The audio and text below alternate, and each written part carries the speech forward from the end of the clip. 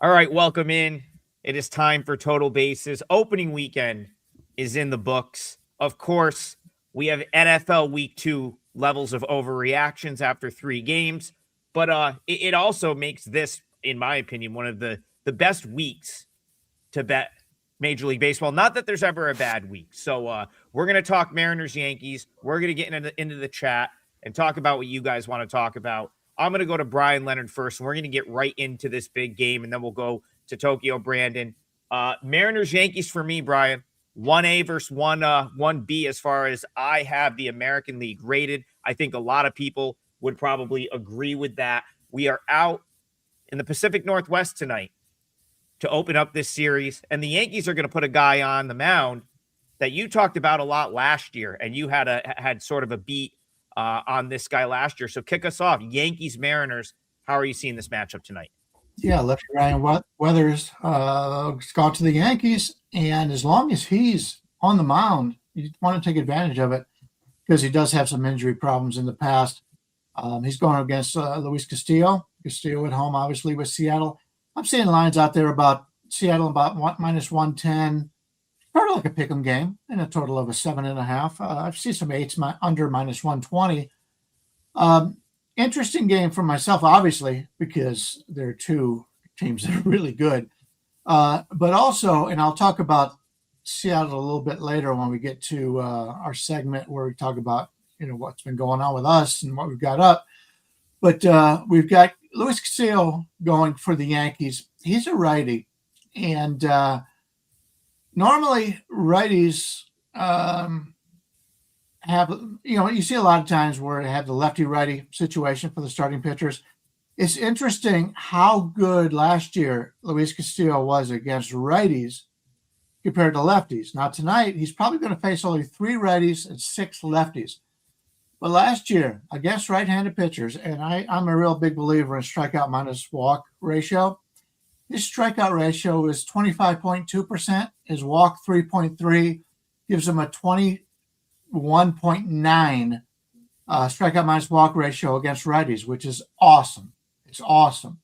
But look at him against lefties. He faced 84 lefty batters last year in innings pitched, 84 total of 84 innings. His strikeout ratio, 18.4 is compared to 25.2. His walk ratio compared to 3.3, 9.0. So his strikeout minus walk ratio was only 9.4% against lefties. And as I said before, like 21.9 or whatever against righties. Lefties can hit him, and the Yankees got some good left-handed hitters here. I think that's going to be a difference. I've been looking to fade Castillo the last few years, and he's getting older. And I think after playing a night game last night on national TV, it's a little bit of an edge here for the Yankees, I believe. So I like the Yankees in this game.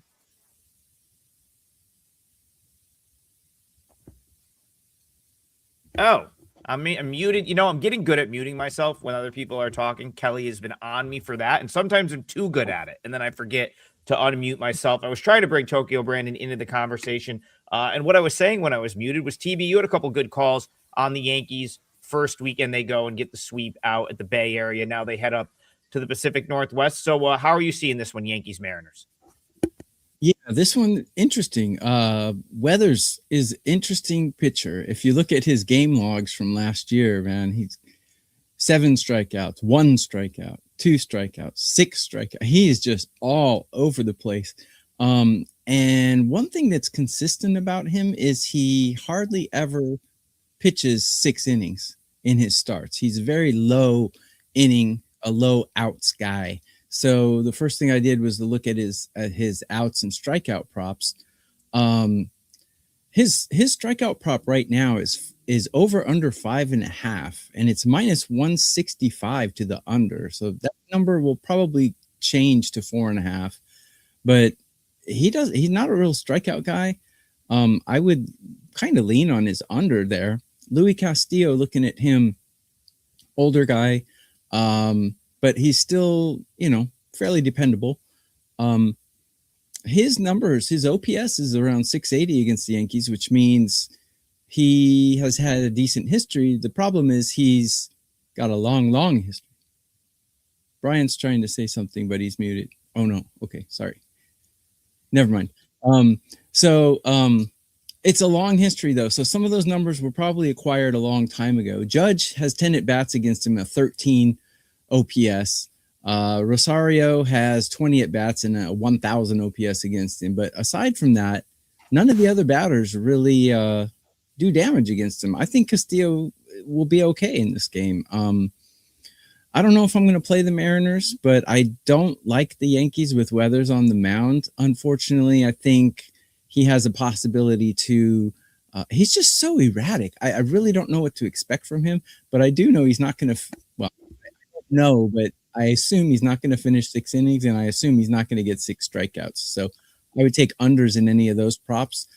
I'm more confident about that than I am on the side, but if I had to take a side, it would probably be Seattle. Tough part about Weathers is he was coming off of injury. So it's like, to me, you're looking at last year. Brian, correct me if I'm wrong. He missed some time. Oh, yeah. What was his injury? I know he came into the year last year battling injury. Is that correct? Yeah, I don't remember exactly what the injury is. When one season switches to the other, I try to. Yeah. So many guys are injured anymore, but he did miss a big part of the season. Missed a part of the season, started the year. I know he spent a little bit of time in Jacksonville, probably for that reason. I think I think he was down there on a rehab stint or two. So TB, I think I'd be more, if I had to pick between those two markets, outs or strikeouts, I'd probably be more inclined to go with an outs under, just because I was making this point to Brian off air before we came on. I felt like my approach to opening weekend, even though I didn't get the results that I wanted personally, was pretty good, where it was like, hey, starting pitching probably shouldn't be weighted in as much in your handicap of the team as it will be 2 months from now, 1 month from now. We'll say 1 month from now, give them a start or two to get in the mix. A lot of erratic stuff from starters, and a lot of starters not working very deep into games. Just natural, right? We're in March. And then so you look at a guy like Weathers, I think he could get the strikeouts because he's got the stuff, but maybe he doesn't work deep in the game. I'd be more inclined to go with the under outs and the under strikeouts. That's just my personal, take on the game there. How about the side? Yeah, as far as the side is concerned, I'm very close on what I make the number. Like I said, when I came on to the show, 1A versus 1B for me in the American League. I personally lean toward the Mariners from my power rating standpoint. I have the Mariners 1, I have the Yankees 2, but there's other things to take into consideration. Mariners did play last night. I don't know how much that matters at this point in the season. Mariners, and this we'll segue this into the next game we're going to talk about. I'm going to go to Brian here. Mariners, you can't overreact to one weekend, but I have to say I was a little bit more impressed with the Guardians than I expected to be. So shout out to you, because you had offered a pro Guardians take on our very first show of the year. I'm not going to overreact and say the Mariners aren't still the best team in the American League or right near the top because they went 2-2. But shout out to your Cleveland Guardians. That was a pretty impressive weekend series for them, even getting blown out last night. So kick us off. I'll go to you on Guardians Dodgers, and then I'm going to go to the chat and we'll find the next game for TB. But talk to me about Guardians Dodgers and if you think that carries over to this series. Well, first of all, I played the Guardians team total under early on, so I'm not a pro Guardians guy. But I will say the moves they made at the end of spring training, the people they kept up, the people that they dropped down, they decided, Nolan Jones was he's been lousy for the Guardians. They let him go. Logan Allen, they let him go down. So they kept Messick, and Messick is the guy on the mound today for Cleveland, and he could be the best pitcher in this lineup, in the starting rotation for Cleveland. I really like him. He's a lefty. He's going against Rocky Sasaki today, who's got a guy who, if you've watched him in the preseason, you want to fade him. So we've got a bet on with Cleveland with Messick, a bet against with the Dodgers with Sasaki. That said, this Cleveland offense is terrible, and the Dodgers offense is so much better. So we're getting the Dodgers in roughly the 190 range here. I mean, I'd say from 185 to $2, and the total is 8.5 to the over, 9 to the under. So, but the reason why I'm interested in this game is because I think we've got a situation where if you're going to play this game, we would have to look at the first 5 if you like Cleveland. If you're a Cleveland fan in this game, you're getting about a 165 back. You look at the first half, you're getting a 135 back. And that 30 cents is probably a bargain because once the Dodgers go to the bullpen and Suzuki is out of the game, Dodgers are just as good as Cleveland, probably better in the bullpen. So if I'm looking to play it, I would look to play Cleveland in the first 5, but I don't know if I trust the Cleveland offense. So I want to fade Sasaki, but Cleveland did not look as good to me as they did to you. And since we're talking Cleveland, I'll talk about it now. CJ Kefas yesterday is a first baseman and a right fielder. Because Cleveland is trying to get any offense they can, they put him out in left field yesterday for some reason. He misplayed 3 balls in left field. Ciccone was pitching a great game. 2 outs in I believe it was the 4th. Fly ball to left field. He had to run for it. He slid for it instead of diving, and it falls for a double. Shook up Ciccone. Then he gets bombed that inning in the next inning, and there's the bad move by the manager to put him out in left field. I've never seen him play left field before, at least in the majors. And it's a situation that they're trying to be too cute with this, and they cost him the game yesterday, and it cost me my play. I had a 3% on that, so I'm a little frustrated. But yeah, the managers try to get too cute, and it really affects these, especially young pitchers. If you think you're out of the inning and the guy makes a mistake, it really affects them. Yeah, I mean, listen, I think you could say this just about anything that happened opening weekend. If it happened in the middle of July, no one would notice, right? No one would care. It would just be run of the mill. I don't think the Guardians, for me, I'm not anymore pro Guardians necessarily. I was just impressed that they were able to split a series with, go on the road, split a series. But, and I'll come to you for this one, Tokyo Brandon, the Nats went into Wrigley and won a series. Have you bumped the Nats significantly on their power ratings? I'm guessing probably no. So TB, I want to come to you. We're going back to Wrigley Field. They've got another team that Bryan Leonard said was going to flirt with 100 losses in the building tonight. The Angels are coming to town. Wrigley Field. Are you finding a way to get involved with the Cubbies at all in this series? And how about tonight? Well, one thing you can say about the Angels is they're really hitting right now, and Mike Trout's hitting almost 500 right now. So, I mean, yeah, it's opening, the season just opened up, and so obviously he's not going to hit 500 for the season, and obviously he's not going to be healthy for the season. But, man, the Cubs have a good lineup, though. The Cubs have been putting up runs as well. If anything, I would think an over in this game, but I don't think the line's out yet because of that stupid Chicago wind theory. So if anything, I would think an over right away. I don't know much about Ryan Johnson, but I do know that Edward Cabrera has decent stats against the Angels in his career, which would, if it's a 9.5, might hold me off the over. Mike Trout, 1 for 2 against Cabrera. None of the other guys really have decent numbers against him. And the Angels bullpen is trash. Cubs are one of the money teams that can spend money. So any team that spends money generally will have a decent bullpen. So the Cubs, I'll have to see what they got, but their bullpen is definitely better than the Angels. I can say that without any hesitation. I think the Cubs, I got burned by the Cubs yesterday though, because I took them, but I shouldn't have taken them on the third game after they won 2. I took the Cubs -1.5, and that was a mistake. I think the Cubs bounce back here and trounce the Angels, actually. Cabrera's got decent numbers against these Angels. His OPS is like 650 in his career against them. And he's actually a decent pitcher. I don't know much about the Ryan Johnson guy, though. So you guys follow minor leaguers more than I do. So you might know more about him than I do. But the Angels bullpen, I think the Diamondbacks and the Angels probably have the two worst bullpens in Major League Baseball. And maybe I'm forgetting one, but you can't bet that. You can't bet those teams to win a game. You just can't do it until they show you. The Diamondbacks don't even have a lefty in their bullpen. I mean, you have to fade those teams, in my opinion. TB, hold that thought on the D-backs for 1 second. I want to bring Bryan into this game because we can't talk Wrigley Field weather without bringing Bryan Leonard in. So I don't hate the idea of a Cubs. Like, listen, you're still paying a premium for the Cubs, no question about it.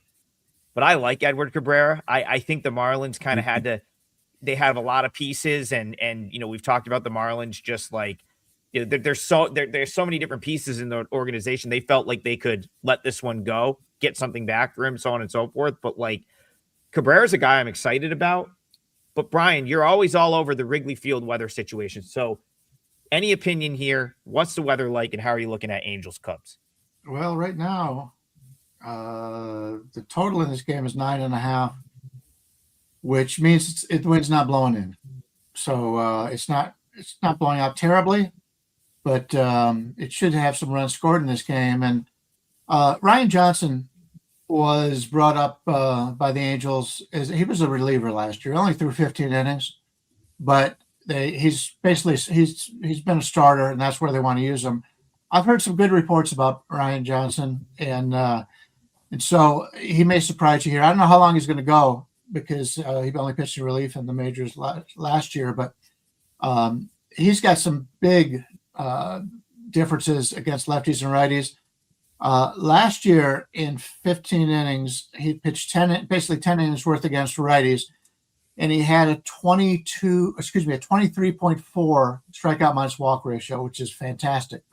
But if you take a look at lefties, he had a 4.1. He faced lefties, 1/3 of the time, a 4.1, and the Cubs are going to use 6 lefties against him today. So I think the Cubs are going to get to him today.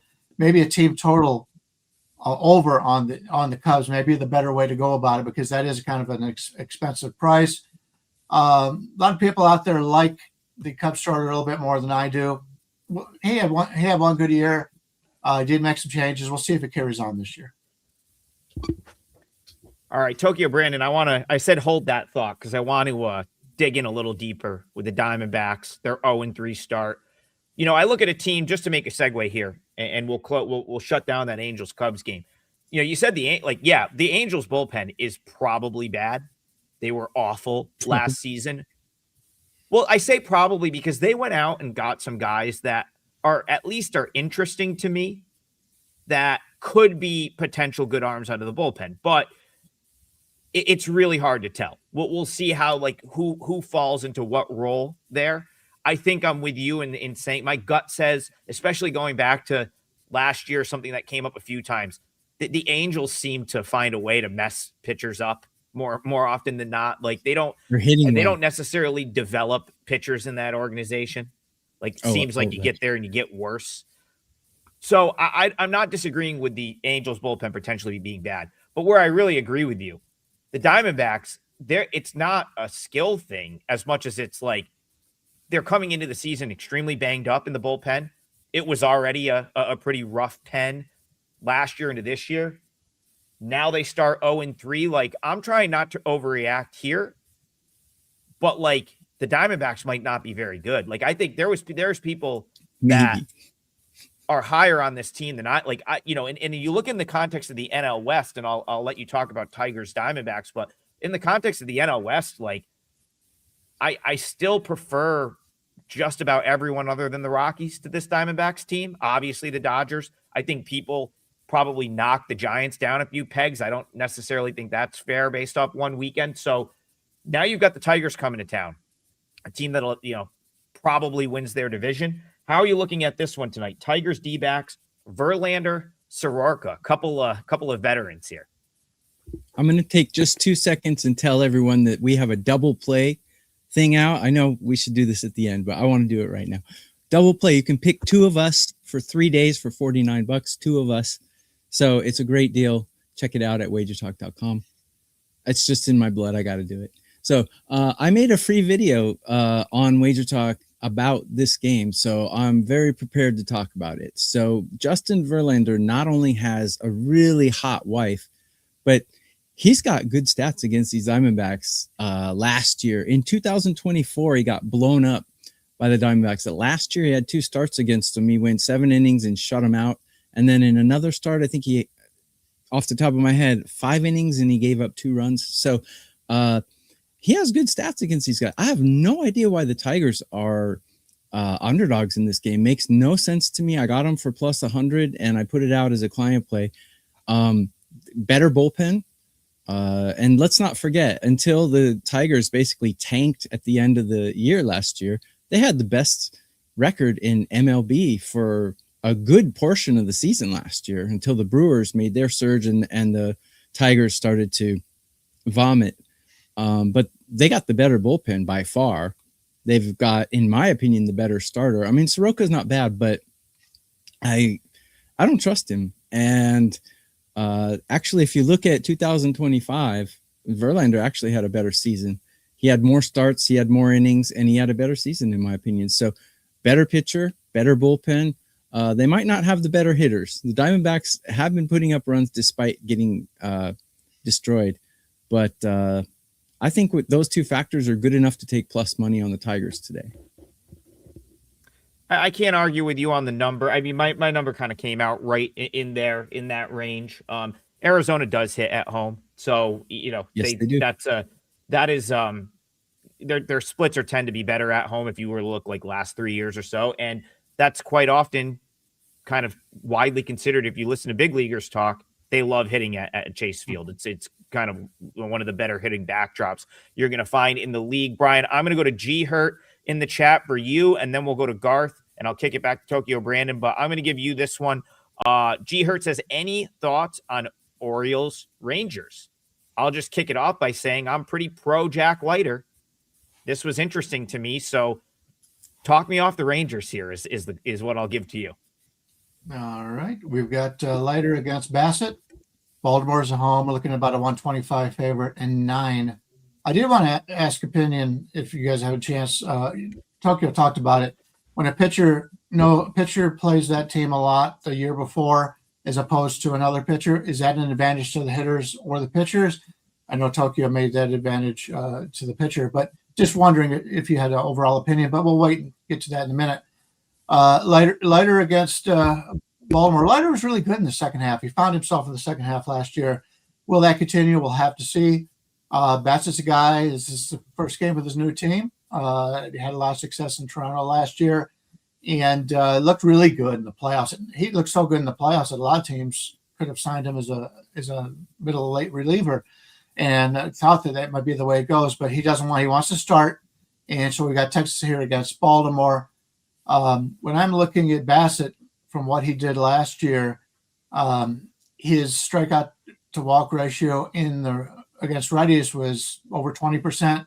Against lefties, about 12%. So he's been actually pretty good in that regard overall.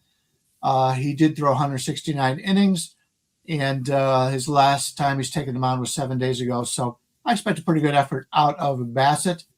Baltimore, on the other hand, with Jack Leiter going up against him. Jack Leiter last year, 151 innings. For lefty righties, he strikeout minus walk for righties was about 11%. Lefties about 13.5. Both of them pretty low compared to league average, although he's able to get out both lefties and righties equally. And we expect Baltimore to have 5 righties today and 4 lefties, as opposed to what we were saying earlier with the other pitcher. We'll see what that happens there. But in this game, I think the line's pretty much what I expected it to be. So we'll have to see. So far, the Baltimore Stadium, I think, has played a little bit towards the under, even though they brought those benches in a little bit. We'll see how this goes. But 9's a pretty high total with the guys that have this ability. So we'll have to see how this goes. I think, to answer your question, I'm typically going to give exposure. I'm going to give hitters the nod when it comes to exposure. So, like, if you've had a long history against a pitcher, I'm usually going to give it to the hitters. That being said, the more veteran pitchers, the more cerebral pitchers, I'm less inclined to do that. And, say what you want about Verlander being at the end of his career, going to be hard pressed to find a more, at this point, not going to be many more cerebral pitchers than him in terms of like just totally understanding how to pitch and the psychology of pitching. Something that's it's probably getting lost on in the game today. I think there's some of them, but I do think we have a lot more throwers than pitchers. I'm going to kind of use this to. I'm going to get to TB in a second with Garth's question. But I want to close down the Rangers Orioles thing by saying this for G Hurt, just to give a pick on this game. This is the exact setup that I've been kind of looking for. Now, I agree with Brian in the respect. My number is, I show value to the Rangers as a dog, slight value to the Rangers as a dog. But we've got a starter in Jack Leiter, who I'm personally, I think, higher than the market on, that doesn't really affect the line. He's not like a front end guy. So he's not really like having a huge effect on the number, which means I'm not really betting on a starting pitcher, which I'm trying not to do. And then an Orioles team that I think you want to talk about bullpens. I think the jury's still out on the Orioles bullpen. Remember, they traded a lot of their pieces away last year. Yes, they did improve in the offseason on paper, but this is not a bullpen that I'm like totally in love with at this point. So Rangers plus money, plus 110, plus 115 got some thought for me. Not something that I've bet yet, but I am pretty high on this Rangers team. So in general. So that would be a Rangers or pass for me. Tokyo Brandon Garth has donated to the show. So shout out to Garth. Very much appreciate that. And he also has a question. And I'm actually going to go to Brian after this, but I want you to talk about another game in addition to the ones he's talking about. So Garth sets this up like this. He said, already played Dodgers and Cubs to not bat in the ninth. Found this play, and it helps cut down on the juice and not lay the -1.5. I actually find that very interesting. That's an interesting market. Obviously, if you dig on some of, I'd imagine like DraftKings or some of the legals maybe have this. So I'm going to bring another game into the mix that I think could be used as that could probably fit the profile of a game that you could use in this same sort of context. And that's going to be the Blue Jays and the Rockies with our guy, Cody Ponce. KBO had a phenomenal year last year. He comes over to the States. TB, I'm kind of high on Cody Ponce. I think he's going to have a good year. I think his stuff's going to play. So talk to Garth about that and the whole, trying to circumvent laying -1.5. If you think that's a good idea. And also, would you consider doing it with the Blue Jays, arguably I think the biggest favorite on the board today? So the Rockies and Blue Jays game today, it's interesting because we got two pitchers who pitched in Japan. Cody Ponce pitched in Japan before he went to the KBO. He was pretty average over here in Japan. He was pretty up and down. And Sugano pitched obviously in Japan, same team as Okamoto. And Sugano's a guy that I don't really like that much. So I agree. I would go Blue Jays or nothing in that game, but I'll cut that short and address his question. I think that's a great idea. I never thought of that, but essentially you're knocking all the juice off and taking the Cubs to win the game. Cause if they're winning, they don't bat in the ninth. Right. But you also have to be wary of if it goes into extra innings, then you lose. So, but overall, I think extra inning games are about 5%, if I'm not mistaken. I could be wrong on that, but how many hats do I own? I own about 25 hats. Anyways, I think it's a great way to take Cubs to win the game on the money line. Or it's more like a three-way. It would be more like a three-way money line, but depends on what the odds are. If the Cubs are -200 and you can take them to not bat in the ninth inning and knock it down to like -150, I think that's great. It's even better value than a -1. Brian, same question to you, same game. So obviously the concept here from Garth is an interesting one. I'm all for trying to get out of laying -1.5. So it's an interesting sort of viewpoint for me. And then talk to me, you and I think are both higher than most on the Rockies, but are they up against it north of the border here? Yeah, for this one, I do the hockey show. Starts at an hour after this one finishes. I'm not on today, but the guys in hockey, they call it winning in regulation. And you find a lot of times, especially with the rules in hockey, where you play a 3-on-3 and then do the shootout. Certain teams, Pittsburgh and Vegas, are terrible and in overtime because of that. So all you have to do is find out how many times games go to overtime and how many times these teams, what their winning percentage would be based on going to overtime. And that's how you find it out. So no bet in the ninth is -140. What was the full line on that one? Let me go back and look again. But if you're saving 40, 50 cents, yes, it's better to do it that way. But without knowing the numbers, I can't comment on it. But I haven't seen that before, but I like it. And if your book has it. About was the Orioles, or what game was it? What game was? Oh, he was asking specifically Cubs and Dodgers. Mm-hmm. And then I threw for another talking point and to hit another game. I threw the Blue Jays in the mix because they're such a big favorite today.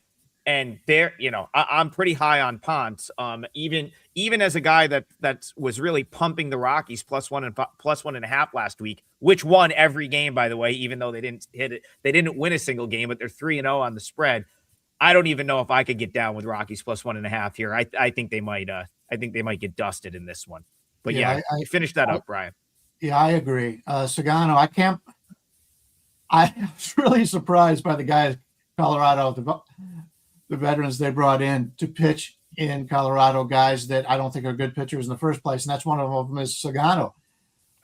Yes, the total in this game is 8.5. If I'm looking to play this game, I'm looking to play Toronto on the team total. Let's take a look at what that is, because I want to go against Sagano. And of course, it makes sense. Toronto is you got to get them to score 6 runs. You're getting plus money back if you just get them to score 6. It's 5.5 to the under 140. But if they score 6 runs, you're getting nice money back. And in a game total at this number, that's a little bit of a. I mean, they have to win 6 to 2.5, 6 to whatever. But Ponce is a guy, as Brandon talked about, came over. I've heard nothing but good things about him. He's changed everything he's done since he was in the major leagues before, and he's got a totally different pitch mix. We saw that last night out of the Seattle pitcher. She totally changed his pitch mix, and the Cleveland batters had no clue what to expect. It'll work early if they could continue to do that. I expect for him to start the season very well, and we'll see how long he goes. But if you change like that, you'll have a lot of success the first couple of times out, and then people will make the adjustments to you, and they have to make the adjustment back, and we'll see how good of a pitcher they are. Mez says, so Toronto cooks the Rockies today? Yeah, I think so. I'd find a way to get on the Blue Jays. Of what we've talked about so far, that's probably my strongest opinion. Ponce stuff is insane. And I think the big league, I think the MLB is about to find out just how good that is. Tokyo Brandon, it is best bets time. So I'm going to head over to you. We hit the parlay on Friday. Shout out to us. Second one of the year, cash. So we have a nice little cushion, at least for a couple of days. We're going to try to do it again today. But what is your best bet for the show? Parlay leg. You have the floor. We rock. Let me mention one thing about the Cubs. I've been trying to play them a lot, but their team total is 5.5 every day. It's really hard to play a 5.5 team total. But anyways, so I like our chat's suggestion. We have the best audience in all of the Wager Talk shows by far, I think, in my opinion. So my parlay leg, I'm going to go back to the game I covered earlier, the guy with the hot wife. I'm going to take the Tigers +1.5 though, because it's a parlay. You can get it at -205. So I'm going to go with that. I wouldn't bet that. I wouldn't put that out as a professional capper as a standalone bet. But since we're doing parlay legs, I'm gonna cheat. We'll take +1.5 at -205. actually seeing like minus 195 is pretty reasonable. That Okay. there's I'm gonna give you minus 195 in the parlay because Sure. there is plenty of those out there for that game. Yeah, listen, for a three teamer, a little minus 190, minus 200. I think on Friday, I can't remember, one of the days I had the Mariners minus 165. So that's not a problem at all.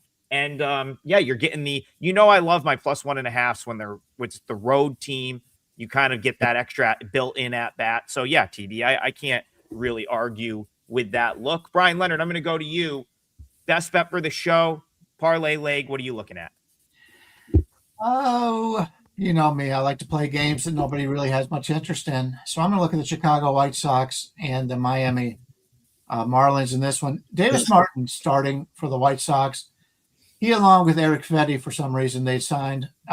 These are two guys I'm looking to fade. I do like Smith. I like Kay. I like Burke. But these two guys are two guys that I want to go against. Davis Martin has not really impressed me at all. You take a look at his what he has done so far in his career. I haven't seen anything worthy of a wager here. And the White Sox, they just played on the road, and they're continuing to play on the road here. The closer, Sir Anthony Dominguez, pitched the last two games. Grant Taylor, the best guy in the bullpen, pitched the last two games. And Chris Murphy also pitched the last two games. When I'm taking a look at this game here, I much prefer, and I don't think I've said this much in my lifetime, I much prefer Chris Paddock over Martin in this game. Chris Paddock is not a guy you're going to make money on the long run. He's a guy that's been a fringe player. He's never played up to his abilities.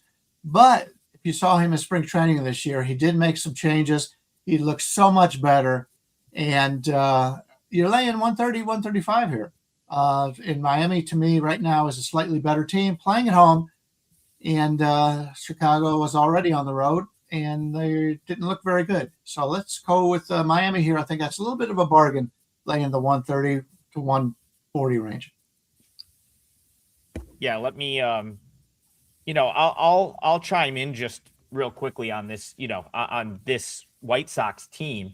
I still think they're a team that you probably want to look to back, like at some point, like in terms of like, I'm not going to judge them for the Brewers series. I mean, I think we could look at Milwaukee down the road and be like, this is a pretty elite team when it's all said and done.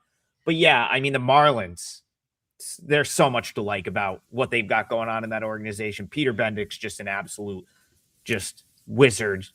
Gets Owen Casey walk-off homer. I mean, like the guy I don't know why, Brian, they're becoming like the Rays like of a decade ago, where it's like, why would you give them a player? You should, if they want one of your players, you should give that player a raise at this point. Well, they don't know it yet, but they will know it. Right. Yeah, so that's Marlins. You want Marlins on the money line? We can call it minus 135 for the sake of the parlay. All right, let's I want to go to the chat here real quick. Before I get into my best bet for the show, a couple of quick things. One, we have the double play package that Tokyo Brandon brought up earlier in the show. You can choose any two of us for a 3-day period. It's a large discount as opposed to just buying one. Pretty much a 2-for-1. Someone in the chat said fade Trigg. Yeah, if you did last weekend, you did okay. Did not have the best opening weekend of baseball, but I did offset most of that last week with college hoops. So, it's very early in the season, but yeah, listen, that 2-for-1, if that's how you're looking at it, you can just get TB and Brian, and then you don't even have to deal with me. That's the beauty of being able to choose two.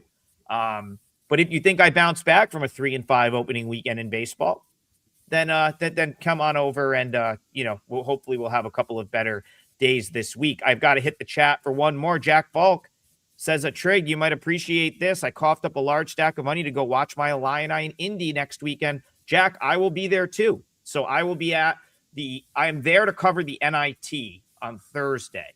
And then I may kind of hang out. And if I can weasel my way into the Final Four, I will do that.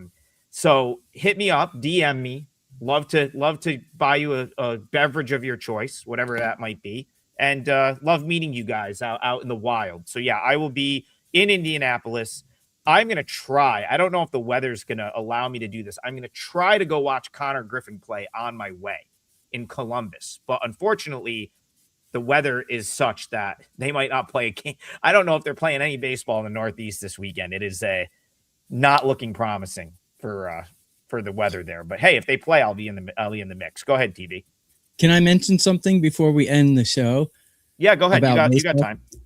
Yesterday on my Twitter, I put out an OPS ranking for pitchers. I just wanted to get this out before the show's over. It's probably a bad lead-in, but no, you're good.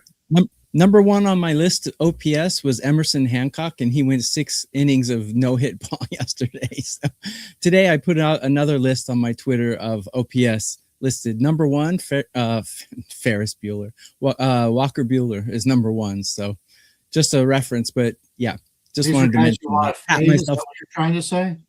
What's that? Well, by the names, you're fading those teams, Walker Bueller and no. According to my list, he has the best OPS against the batters he's facing today, and a minimum of 20 at bats a game. Okay, yeah, because I don't. Yesterday was Emerson Hancock. So if you guys looked at my list yesterday and went with Emerson Hancock, you would have made some money. So I'm putting that list out again today. So just wanted to mention.